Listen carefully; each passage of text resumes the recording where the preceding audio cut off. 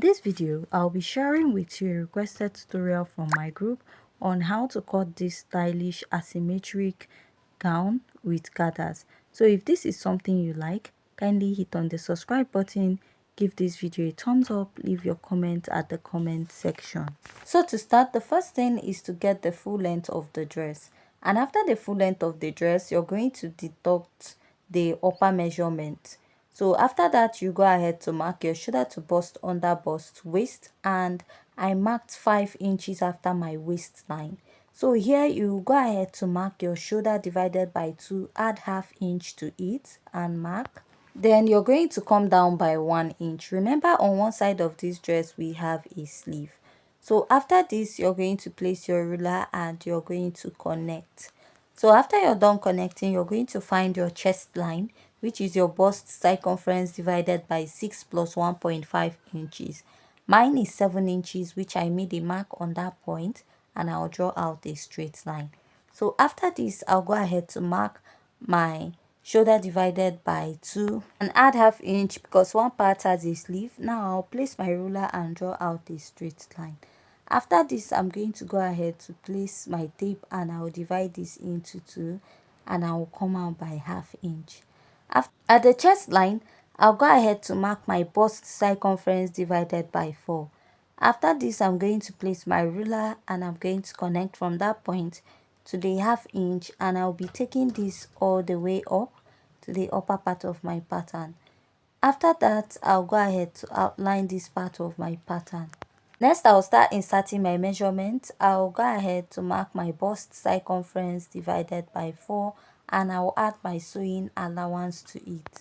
I'll mark my under bust circumference divided by 4 and add my sewing allowance.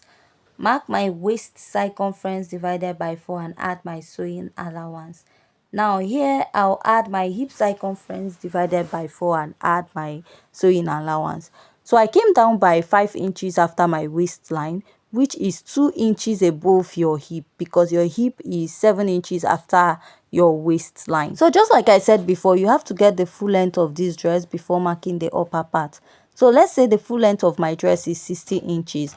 So I'll be drawing an asymmetric hemline of 2 inches, which is after my waistline. I'll be doing that later.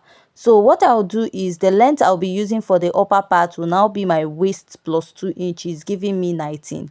I'll now minus that 19 inches from 60, which will give me 41, which I'll use to cut out the lower part of my pattern. So the lower part of this dress will now be 41 by 3 yards. So I'll be using at least 3 yards for the gathers. If you notice, I'm marking a bust that I came down by 1 inch from my bust and I came in by my nipple to nipple divided by 2, drew out a slanted line to connect.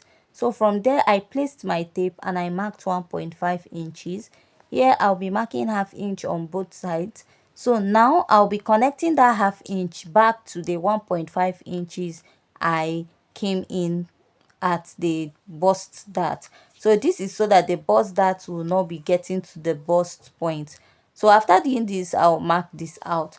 So for this bust dart, you notice on this dress that there was no dart sewn on it. All you have to do is blend out your dart before going ahead to make your dress. After this, I went up by 1.5 inches and I'll also repeat this at the other side.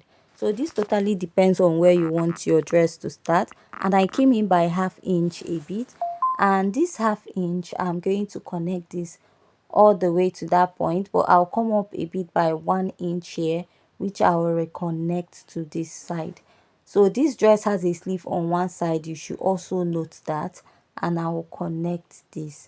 So after I'm done connecting this, I'll just go ahead to draw out the strap on this side. So this is the part that has a strap, while the other side has a little sleeve shoulder where you'll be attaching your sleeve to.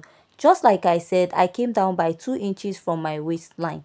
So because of that bust that we have, I added one extra 1 inch so that by the time you blend up the dart, it will not be taking up the allowance, that is the measurements that we have on the dress. Anytime you're using a bust dart, the front pattern is 1 inch longer than the back pattern because of the bust dart.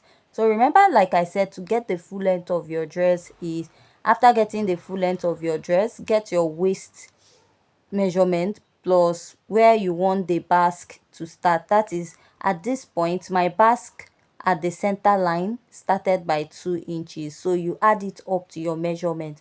Mine is waist 17, my shoulder to waist is 17 plus 2 inches, which gave me 19.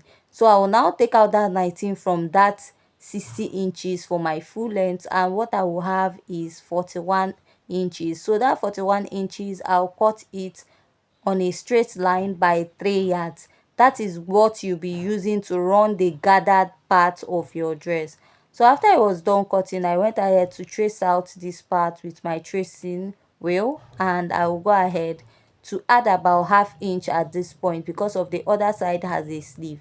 So after this now, I'll go ahead to trace out this side because this is the part that I'll be adding a strapless sleeve to. So this is what I have on this side. So here we'll be cutting out a trumpet sleeve for it. So next I'll use this pattern to cut the back, and to do that I have to blend out the darts. So what I'll do now is to mark my zipper allowance. So I'll be using a zipper allowance of 1.5 inches. You can use 2 inches. So for your sewing allowance, you can use at least 2 inches also for it.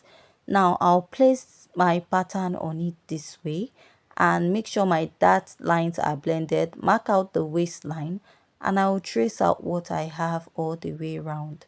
So after this, I'll trace out this side and also connect this to the other side of my pattern. After that, I'll fold off my pattern to my chest line area and I will connect. So after I'm done connecting, draw out your shoulder slant. So I'll come in by half inch to take out the zipper bulge, extend it all the way up and take it down. So I'll just connect this straight down. So here I'll go ahead to go down a bit by 0.5 inches just to tighten the shoulder at that point. So here you might be having gaping on this side of your pattern. I went in by my nipple to nipple, went down by 2 inches, and I'll be marking 0.3 inches on both sides. Extend this. This is to take care of any gaping you will have on this shoulder part of your pattern. You know, this side that has a shoulder going up, so there's a probability you might have gaping there. So taping up your darts there will reduce that. So I'll just go ahead and cut this out and blend this up this way. So this is the back pattern, and we'll move over to the sleeve. Now to mark out your sleeve, you're going to start marking with your starting point. So after marking that, go ahead to get your sleeve cap height, which is your bust circumference divided by 6.